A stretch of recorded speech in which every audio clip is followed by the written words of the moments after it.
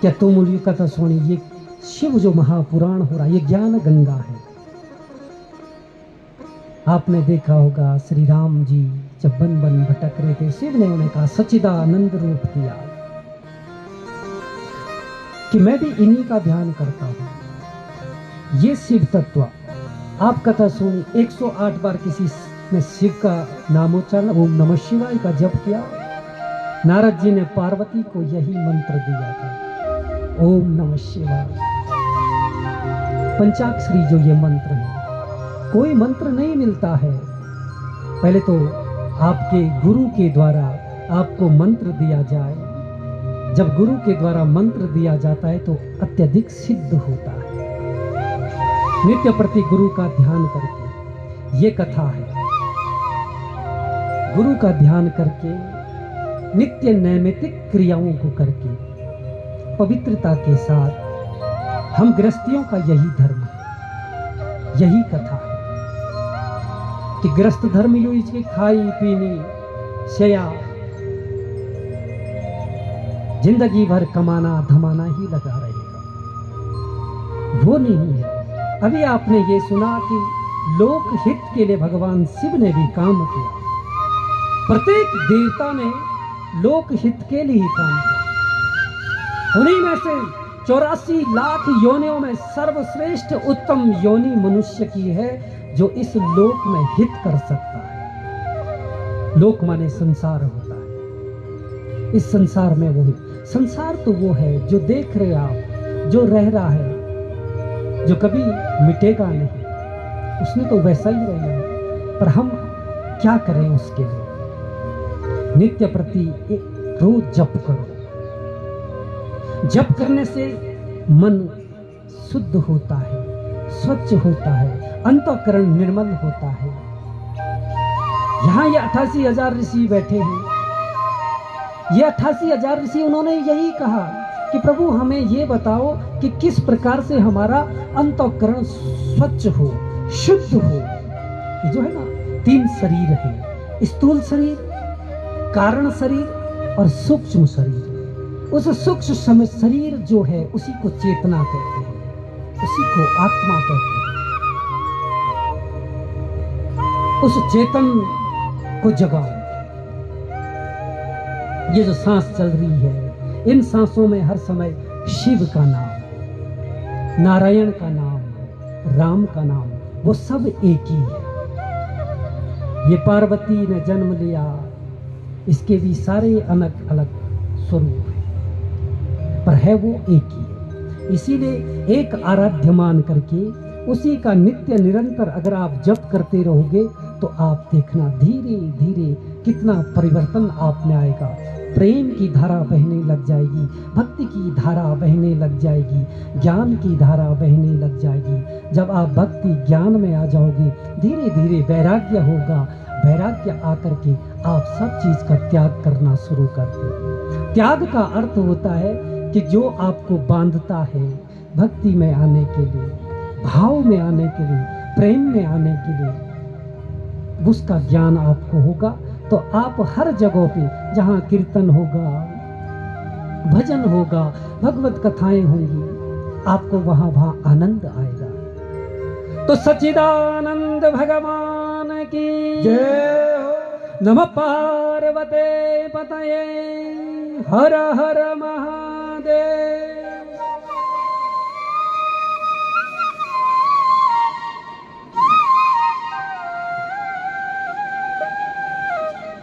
देव देव प्रजानाथ, शिव ज्ञान निधे मया, श्रुतं कार्तिक सदभृत, मृतादपि चोत्तमम्।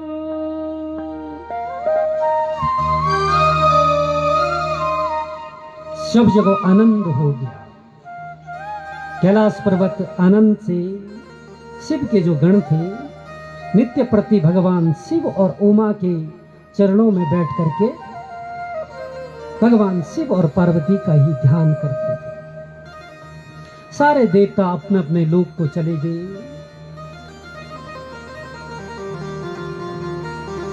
वो जितने वहां नैमिषारण्य तीर्थ में 88,000 ऋषि जो बैठे हुए थे, उनकी जिज्ञासा और बढ़ रही थी। जिस प्रकार आप सभी भक्त, तुम्हारी भी जिज्ञासा होनी, सुनने होनी चाहिए।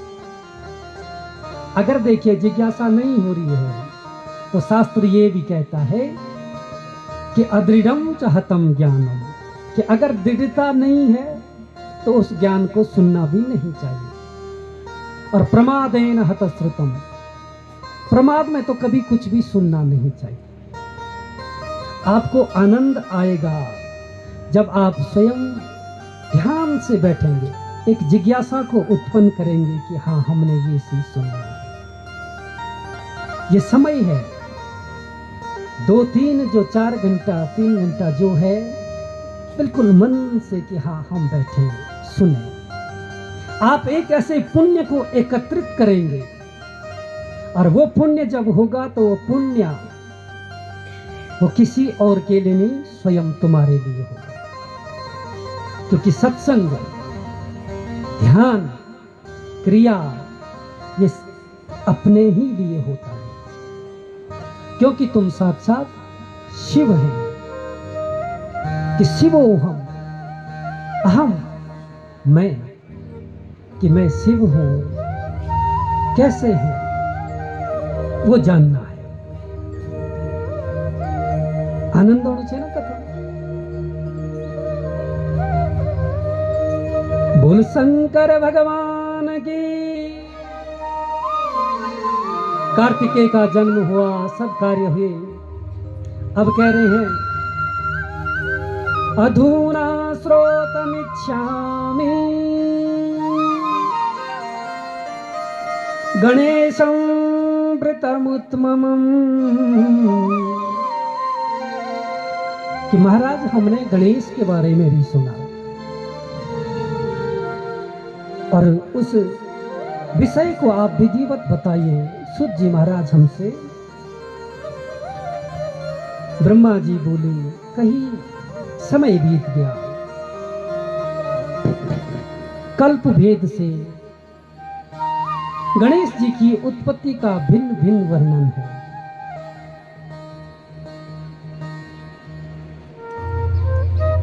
सुत जी महाराज जी कह रहे हैं कि ग्रहों की दशा से कल्प कल्प में गणेश जी पे जब शनि की दृष्टि पड़ी तो उनका सर कट गया था।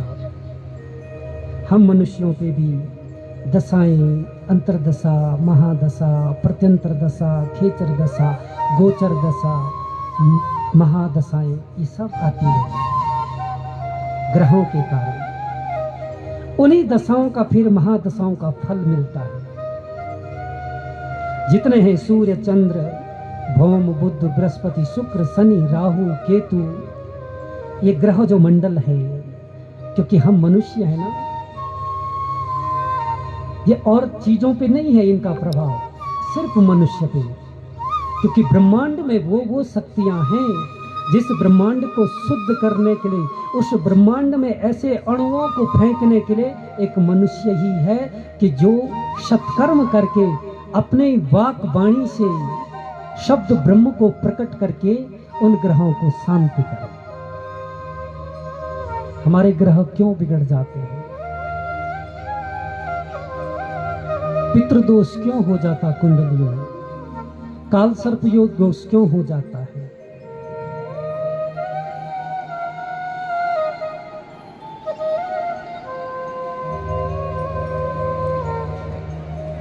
तो ग्रहों की जो दशाएं हैं, जब भगवान को उन ग्रहों ने नहीं छोड़ा तो हम क्या हैं? उन ग्रहों को ठीक करने के लिए शिव ही ग्रहों के पिता है। उन शिव का महामृत्युंजय का जाप हो। जब भी कोई ग्रह दशाएं खराब हो तो महामृत्युंजय का जाप करो, स्वयं अपने आप भी करो। ओम त्र्यंबकं यजामहे सुगंधिं पुष्टिवर्धनम् उर्वारुकमिव वन्दनाम् मृत्योर्मुक्षीयमामृता। जो ज्ञानी होगा अच्छा होगा, बीज मंत्र भी लगा। ओम होम जूम सह ओम भूर्भुवस्वः त्र्यंबकं यजामहे सुगंधिं पुष्टिवर्धनम् उर्वारुकमिव वन्दनाम् मृत्योर्मुक्षीयमामृता। ओम सह ओम भुवः ओम स्वः तत्सवितुर्वरेण्यम्। ये महामृत्युंजय जब सुन के तुम्हें आनंद आ रहा है कि ये है, तो जब तुम स्वयं करोगे तो कैसा लगेगा। आजकल सब मोबाइल उसे निकाल करके गूगल से करो, देखना आप महामृत्युंजय जप, जिसमें बंधन और मोक्ष का वर्णन है कि इस मृत्यु रूपी से हमें छुड़ा करके प्रभु अपने पास अपने श्री चरणों का आश्रय दे। 1.5 लाख 1.25 लाख का अनुष्ठान होता है इसका। तो ये चीज है भगवान शिव का। अगर ये भी नहीं आता है तो ओम नमः शिवाय सभी लोग अपने से बोले ओम नमः शिवाय। अंतःकरण श्रमाणी, यह ना सोच के अगल बगल बैठे मैं जोर से बोलता हूँ, मैं भर की चंड बोले ओम नमः शिवाय।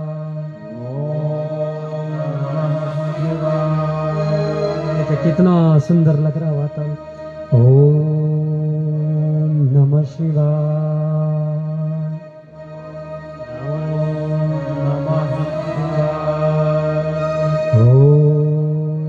नमः शिवाय। ओम नमः शिवाय। अब गूंजी घाटी शिव मंत्र से भगवान स्वयंभू शिवलिंग जो वहां बैठे हैं वो जागृत हुए हैं। अलौकिक दृष्टि से देखें, लौकिक दृष्टि से वो नहीं देखा गया। वो आए, ध्यान दीजिए मैं जप कर रहा हूँ। ओम त्र्यंबकं यजामहे सुगंधिं पुष्टिवर्धनम् उर्वारुकमिव वन्दनात् मृत्योर्मुक्षीयमामृता।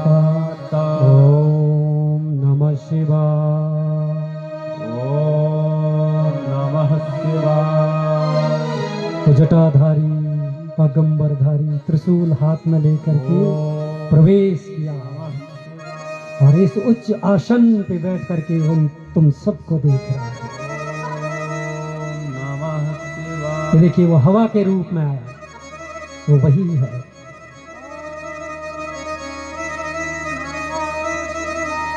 प्रकृति में वो हर व्याप्त है, ये अनुभव करना है।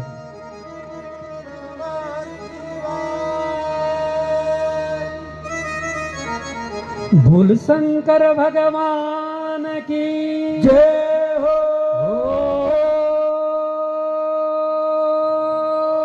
ओम नमः पार्वती पतये हर हर महादेव।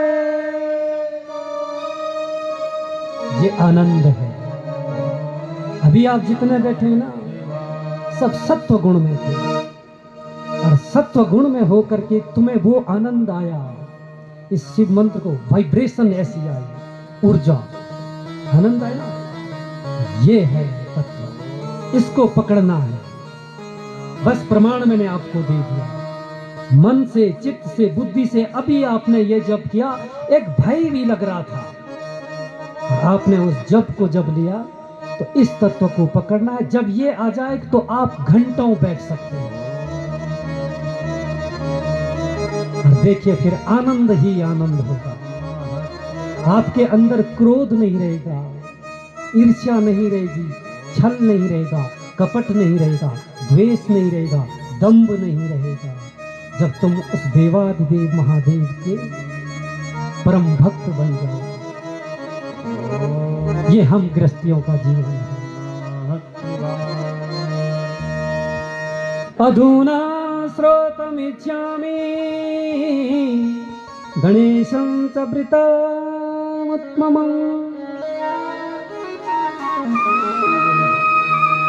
श्वेत बारह कल्प चल रहा था, कल्प बदलते रहते थे। उस समय जो है, एक समय पार्वती अपनी सखियों के साथ, जया और विजया के साथ,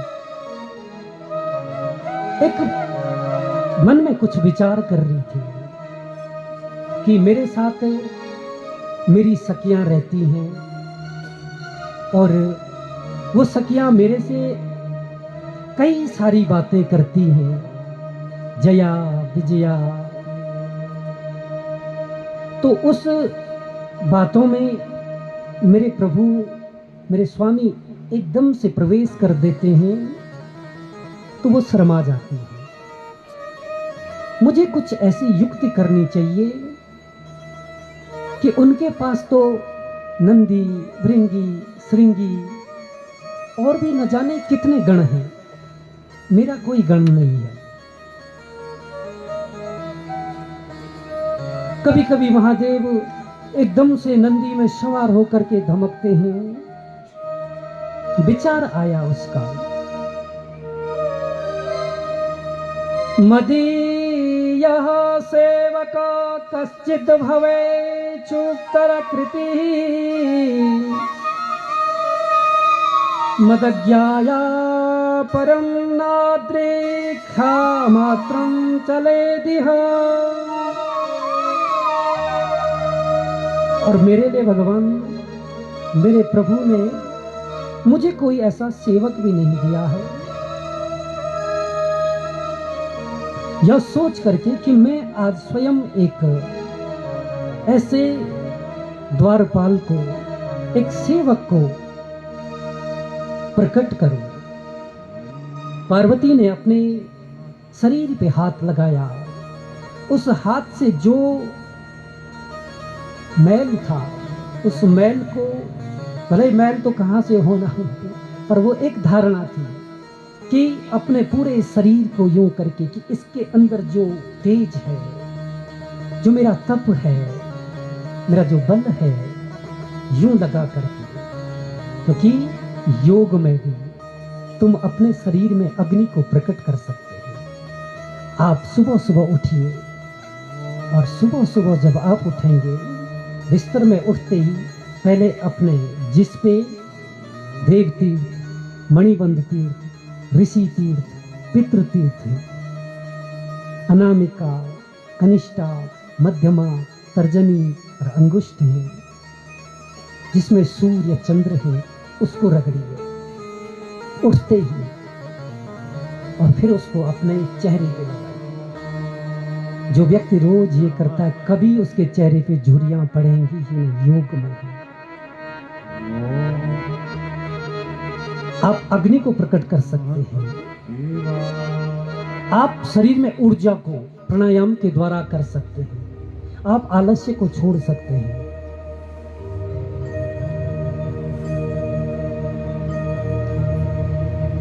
जब भी आलस्य हो सुबह, आजकल ठंडियों में बिस्तरा पेड़ पे भैरवणों मौन नहीं बनता है ना, क्या कम जाने इसके नहीं जाने। टाइम देखिए, अभी ही मनुष्य को ब्रह्म मुहूर्त में ही उठ जाना चाहिए। विशेष करके सूर्योदय के बाद जो व्यक्ति उठता है, उसका दिन पूरा गड़बड़ रहता है, चिड़चिड़ापन आता है। तुम देखो कई बार सूरज आएगी, आदमी उठा तो वह मन ही अलग किस्म हो रहा है, चिड़चिड़ा सा। जब तुम सुबह उठ जाला, तुमने कुछ काम किया तो आप अपना शरीर और दिमाग देखो तरोताजा रहता है कि नहीं? रहता है। तुम पूछो मैं, तुम तो खाली जिस दिन नहाइए तो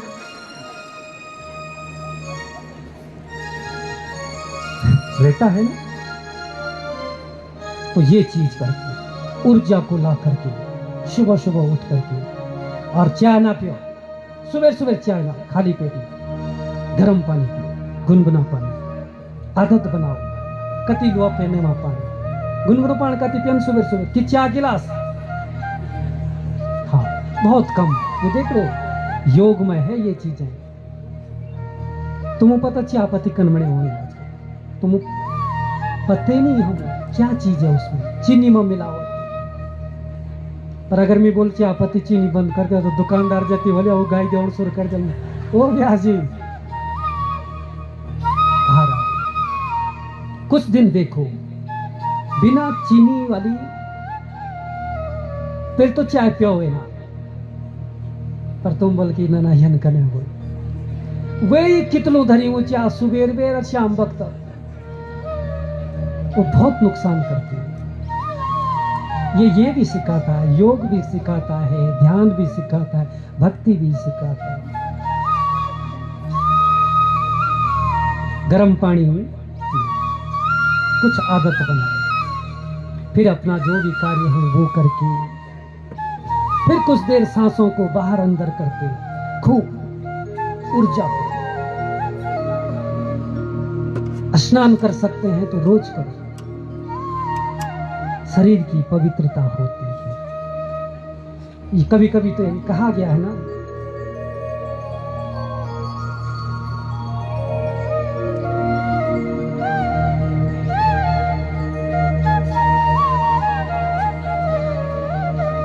शतं विहाय भोक्तव्यं सहस्रं स्नानमाचरेत्, लक्षं विहाय दातव्यं कोटि त्यक्त्वा हरिं भजे।